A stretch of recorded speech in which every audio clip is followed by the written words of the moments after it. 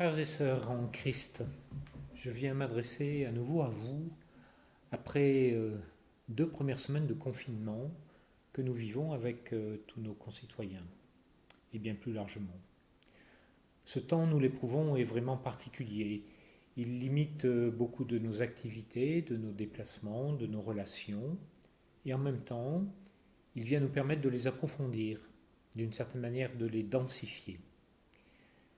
Je pense particulièrement aux familles qui se retrouvent davantage confinés, plus ensemble qu'à l'habitude, avec des liens qui se resserrent, mais avec aussi des tensions toujours possibles quand la vie est davantage en proximité. Je pense aux enfants, aux adolescents, aux jeunes qui ont à trouver une autre manière de continuer à étudier, à travailler. Nous portons le souci des personnes qui nous sont proches, nous renouons aussi les liens avec d'autres. Parmi nous, je pense bien évidemment à tout le personnel soignant, médecins, infirmiers, aides-soignants et autres.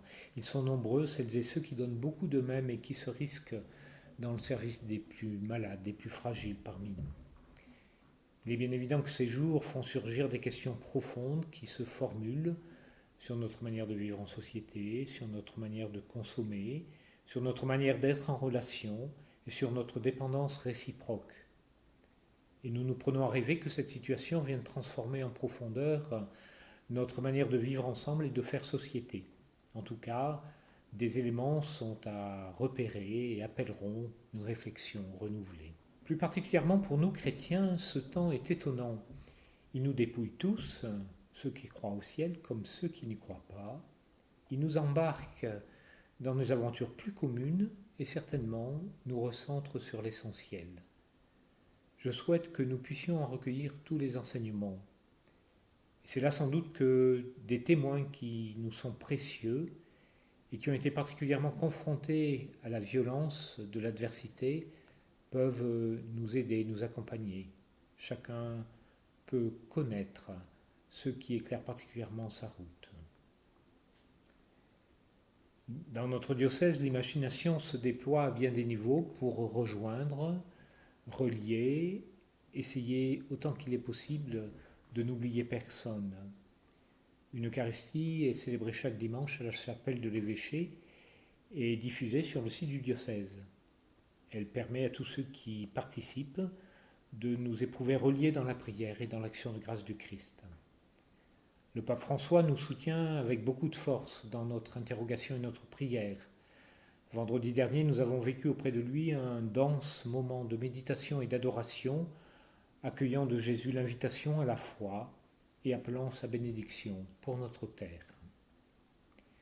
Nous continuons à accompagner tout particulièrement celles et ceux qui sont dans la peine, marqués par le décès de l'un des leurs. Le temps de recueillement et de prière ne peut plus se vivre comme nous en avions l'habitude, mais il demeure bien évidemment possible. À l'église ou au lieu de l'inhumation, des temps de prière continuent à se vivre. Ils s'ajustent en dialogue avec les familles. Si vous connaissez cette situation, n'hésitez pas à vous adresser à votre paroisse. Les services des pompes funèbres ont à respecter ce souhait, s'il est le vôtre. Ce que nous vivons en ces jours s'inscrit dans la durée et vient d'une certaine manière éprouver notre fidélité au Seigneur et notre fidélité aux personnes.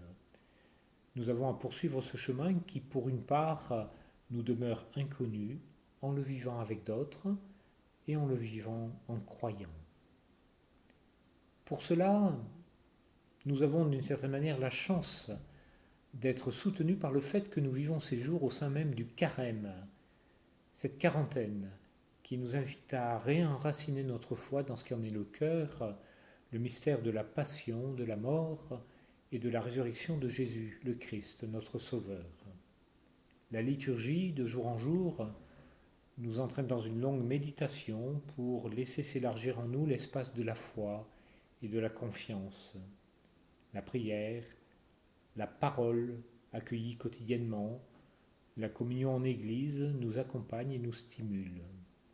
Nous sommes entraînés par le Christ et à sa suite sur le chemin de la Pâque et nous pouvons goûter d'une manière profonde le mystère de la communion avec lui et entre nous.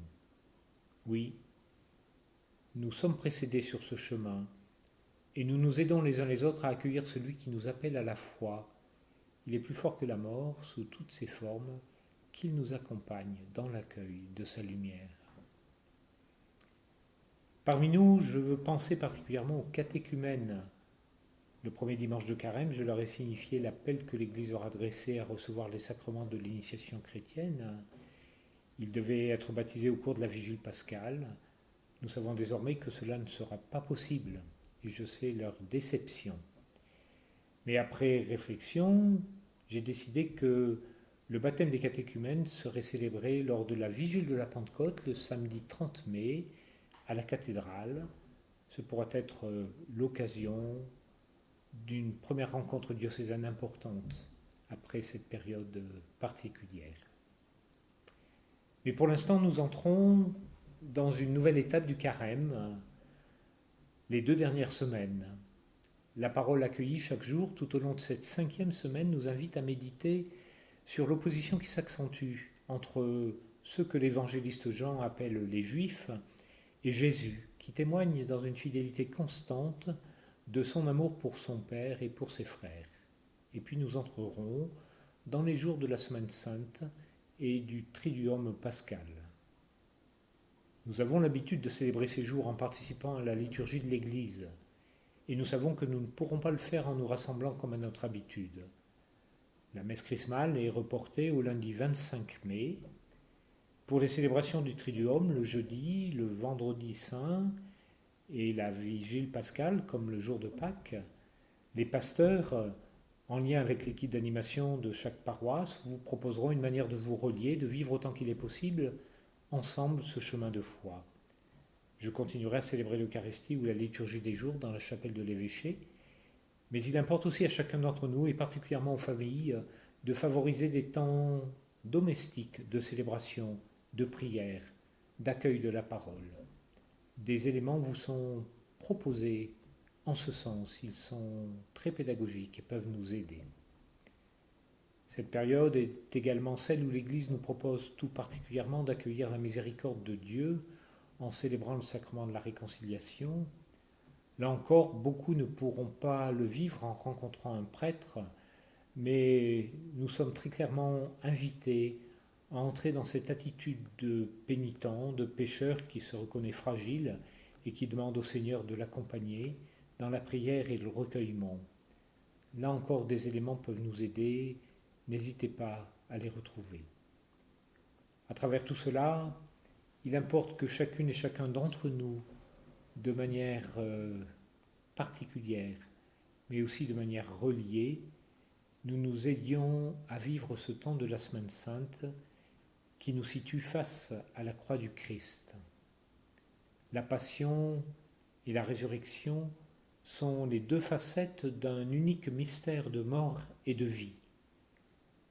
Ne manquons pas d'entrer dans ce mystère, c'est là que la vie de l'Église puise à sa signification première et au don qu'elle reçoit de son Seigneur.